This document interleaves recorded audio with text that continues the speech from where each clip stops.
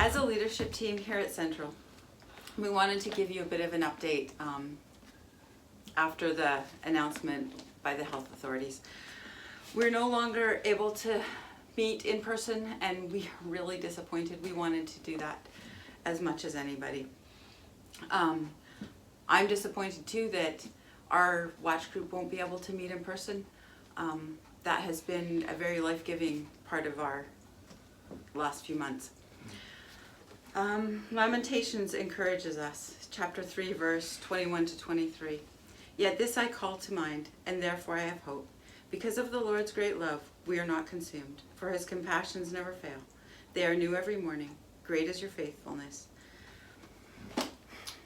We do have options. We have watch groups that, although we can't meet in person, we would encourage anybody to watch our service online and then connect with a couple friends over the phone, over Skype, over Zoom, and talk about the service, pray for each other, care for each other, and be connected that way. We have our prayer triads that, again, have to change to a different format, not in person, but we encourage you to take part in that as well. Yeah, those are all hard things. None of us like this place that we're in. It's discouraging, and it's hard for us.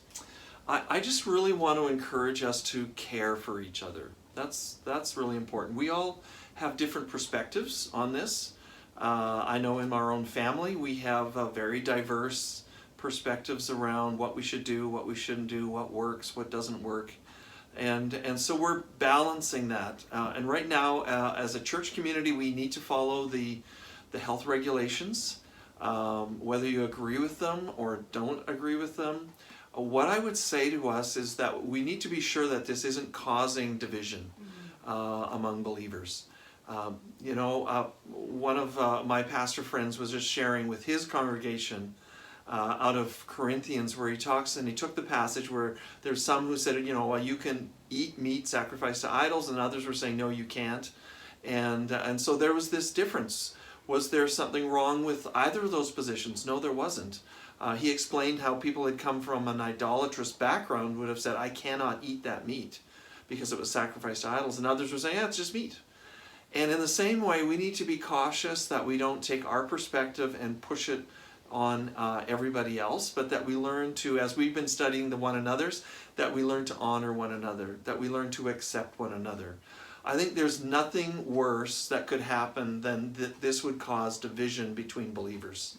That would be a work of Satan. Jesus calls us to live in unity with one another, and that they'll know that we're followers of Jesus by the way that we love and care for each other. And this is an opportunity for us to do that and be that, to exemplify what does it mean to walk together as fellow believers. So out of that, I would just say, care for each other. Find ways to make phone calls. Like, call one another. Think about the singles in the church. I know that the leadership team is committed to praying for you, to walking with you. We are planning, as soon as it's allowed, to be in person with whatever they're going to allow us, 50 people, 20 people, 30 people. But in the meantime, we have to find ways to continue to be the church. The church doesn't just meet on Sunday morning. The church is the body of Christ. If you're a follower of Jesus, you're part of the church. And so I encourage you to watch Central Fellowship Baptist service online, so you're hearing the same thing. You're learning together. So the watch group is, I think our watch group is going to listen to the sermon individually, and then we're going to get on a Zoom call and talk about the sermon and care for each other. How's your week gone? And then we're going to pray for each other. And I think that's what the church is about.